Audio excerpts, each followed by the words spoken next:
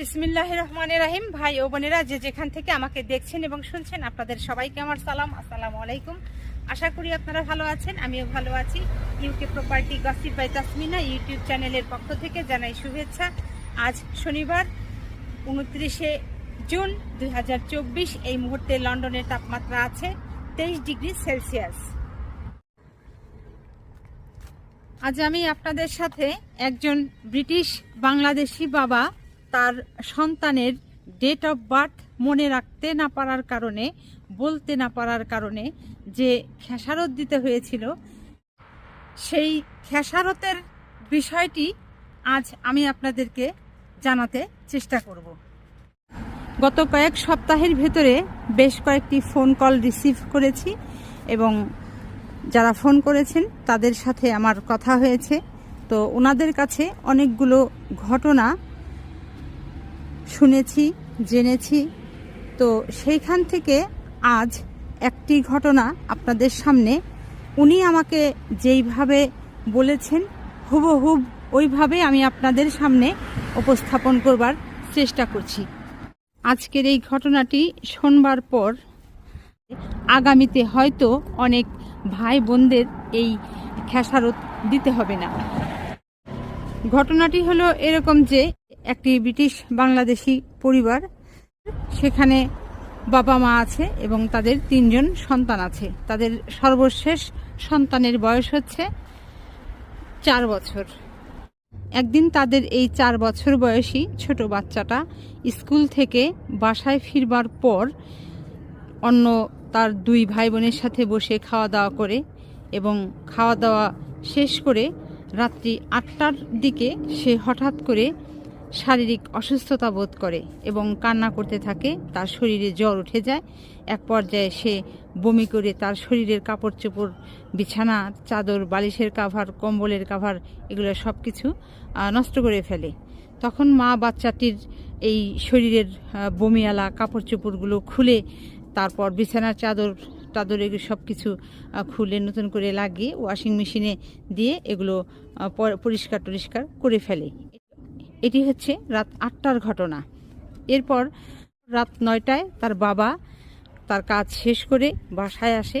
বাসায় আসার পর বাচ্চাটার মা তার বাচ্চাটার বাবাটাকে বিষয়টি অবগত করে যে তুমি তাহলে একটা 111-এ কল দিয়ে জরুরি স্বাস্থ্যসেবা বিভাগে বিষয়টি জানাও এবং তাদের কাছ থেকে একটি অ্যাডভাইস নাও যে এখন আমাদের কি করতে হবে, তারা কি বলে।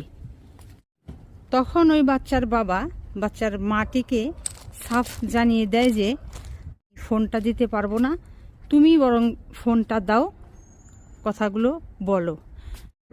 সে খুব ক্লান্ত, সারাদিন তার অফিসের কাজের অনেক চাপ ছিল। আগামী দিনও তার সকালে ভোরে ঘুমের থেকে উঠতে হবে, তার কাজ আছে, কাজে যেতে হবে। সো তাকে এখন রেস্ট নিতে হবে। এরপর ওই বাবাটা সে তার মতো খাবার দাবার খেয়ে রাতে ঘুমিয়ে পড়ে। এমনকি ওই বেডরুমে তিনি ঘুমান না। ওই বাচ্চা যেহেতু বমি করেছে, তার কিছুটা গন্ধ আছে কিংবা কান্নাকাটি করছে, অস্বস্তি বোধ করছে, যে কারণে সে সুন্দরভাবে ঘুমানোর জন্য বেডরুম ছেড়ে গিয়ে সিটিং রুমের সোফায় শান্তিমতো ঘুমিয়ে পড়েন। এরপরে রাত্রি যখন 2টা বাজে, তখন এই বাচ্চার আবার শরীরে তাপ উঠে যায় প্রচণ্ড রকমের। বাচ্চা কাঁপতে থাকে এবং কান্না করতে থাকে। এক পর্যায়ে ওই চোখ উল্টে যাওয়ার মতো অবস্থা হয়ে যায়। তখন অবস্থা এই বেগতিক দেখে মা দ্রুত 999-এ কল দেয় এবং জরুরি স্বাস্থ্যসেবার জন্য তিনি ডাক্তারের সহযোগিতা চান। তখন ওনার বাচ্চার সব কিছু বিস্তারিত তারা জানেন, শুনেন। এরপর বলেন যে আপনি ফোনটি রাখেন, 10 মিনিটের মধ্যেই আমরা আপনার বাসাতে আসছি। তো 10 মিনিট পরেই ওই বাসাতে অ্যাম্বুলেন্স চলে এসেছিল তার বাচ্চাকে দেখতে। তো প্যারামেডিকরা তার বাচ্চাকে দেখে অবস্থা ভালো মনে হয়নি বিধায় তারা সঙ্গে সঙ্গে হাসপাতালে নিয়ে যাওয়ার জন্য সিদ্ধান্ত নেন এবং নিয়ে যান। তখন এই বাচ্চাটির সাথে অ্যাম্বুলেন্সে করে বাবাটি চলে যায়। এরপর ওই অ্যাম্বুলেন্সে যখন হাসপাতালে যাচ্ছিলেন, ওই যাবার সময়ে প্যারামেডিকরা ওই তার অভিভাবককে অর্থাৎ ওই বাচ্চার বাবাকে অনেক প্রশ্ন করেছিলেন, যেমন তার রোগের উপসর্গ আরও কি কি ছিল, কখন থেকে বমি করতে শুরু করেছিল, জ্বর কখন তার শরীরে এসেছিল, এরপর হচ্ছে কয়বার বমি করেছে, ইত্যাদি ইত্যাদি। এরপর যেটা হলো যে বাচ্চার ডেট অফ বার্থ বাবাকে জিজ্ঞেস করা হয়েছিল। তখন ওই বাবা তার ডেট অফ বার্থটা বলতে গিয়ে আর বলতে পারছিলেন না, হয়তো সে ভুলে গিয়েছিলেন কিংবা ভুলে গিয়েছিলেন এরকম কিছু। ওই সময় তিনি প্যারামেডিকদের সামনে তার ওয়াইফকে ওই অ্যাম্বুলেন্স থেকে ফোন দেয় যে ওর ডেট অফ বার্থটা বলো তো, আমি তো ভুলে গেছি। তখন তার ওয়াইফ বাচ্চার ডেট অফ বার্থটা তাকে বলে এবং তিনি ওই প্যারামেডিকদেরকে বাচ্চার ডেট অফ বার্থটি বলতে পারেন তার ওয়াইফকে ফোন করার মাধ্যমে। এরপর যখন ভোর হলো, তখন বাবাটা বাচ্চাটাকে নিয়ে পুনরায় বাসায় ফিরে আসেন। সকালবেলা ওই বাচ্চাটার মা তার বাবাকে বলেছিল যে তুমি কেমন বাবা বলো তো, যে তুমি তোমার সন্তানের ডেট অফ বার্থ বলতে পারো না, মনে রাখতে পারো না। আর তখনই বেঁধে যায় সংঘাত। ওই বাচ্চার বাবাটার ভীষণ রকমের রাগ হয়ে যায় ওই মায়ের প্রতি, আত্মসম্মানে লাগে যে এই কথাটি তার ওয়াইফ তাকে কেন বলল। তখন ওই ভদ্রলোক খুব খুব জোরে জোরে চিৎকার করে করে কথা বলতে থাকে। এই পুরো ঘটনাটি ওই ভদ্রলোকের ঘরে থাকা অপর দুই সন্তান চিৎকার চেঁচামেচি তার মাকে গালিগালাজ বকাবকি করার এই দৃশ্য তারা স্বচক্ষে দেখেছিল। সকালবেলা তাদের দুই সন্তান স্কুলে চলে যায় এবং স্কুলে চলে যাবার পর তাদের যে মেঝ সন্তানটা সে ক্লাসে কান্না করতেছিল। তখন তার ক্লাস টিচার তাকে জিজ্ঞাসা করেছিল যে তোমার কি হয়েছে, তুমি কি কারণে কান্না করছো। তখন ওই বাচ্চাটি বলতেছিল যে আজ আমার মন ভালো নেই, আমি খুব ভয়ে আছি, আমাদের বাসাতে না জানে কি আজ হতে যাচ্ছে। সেই সাথে বাচ্চাটি আরও বলেছিল যে আজ আমি আর বাসাতে যাব না। জাস্ট এই এতটুকু কথাই ওই বাচ্চাটি তার ক্লাস টিচারকে জানিয়েছিল, বলেছিল। তখন ওই বাচ্চাটির ক্লাস টিচার বিষয়টি সঙ্গে সঙ্গে স্কুলের যে সেফগার্ড ইস্যুস যারা দেখেন, এটা নিয়ে যারা কাজ করেন, তাদেরকে জানিয়েছেন। তারা তৎক্ষণাৎ বিষয়টি জেনে সঙ্গে সঙ্গে ওই বাচ্চাটির বাবার ফোনে ফোন দিয়েছিলেন। কিন্তু দুর্ভাগ্যবশত ওই সময় ওই ভদ্রলোক কাজের খুব বেশি চাপে ছিলেন এবং মোবাইলটা তার সাইলেন্ট করা ছিল বিধায় ফোনটি রিসিভ করতে পারেননি। তখন তারা দ্বিতীয় ইমার্জেন্সি নাম্বারে ফোন দেন। ফোনটি চলে আসে এই বাচ্চার মায়ের কাছে। বাচ্চার মাকে বলা হয় যে আজ আফটার স্কুল তোমরা হাজব্যান্ড এবং ওয়াইফ উভয়েই স্কুলে আসবে, তোমাদের সাথে আমাদের মিটিং আছে। তো এরপর তারা ওই আফটার স্কুল বাচ্চাকে বাবা এবং মা উভয়েই আনতে যান এবং আফটার স্কুল তাদের সাথে তাদের একটা মিটিং হয়। তখন ওই বাচ্চাটির বাবা সেফগার্ডের কাছে সকালের ওই ঘটনার সত্যতা স্বীকার করেন এবং দুঃখ প্রকাশ করেন। সেই সাথে ভবিষ্যতে আর কোনোদিন কখনো বাচ্চাদের সামনে তারা অ্যাবিউজ হয়, নেগলেক্ট হয়, এই ধরনের কোনো কার্যকলাপ সে করবে না, এই মর্মে একটি অঙ্গীকারনামায় স্বাক্ষর করে চলে আসেন। ঘটনা এখানেই শেষ নয়।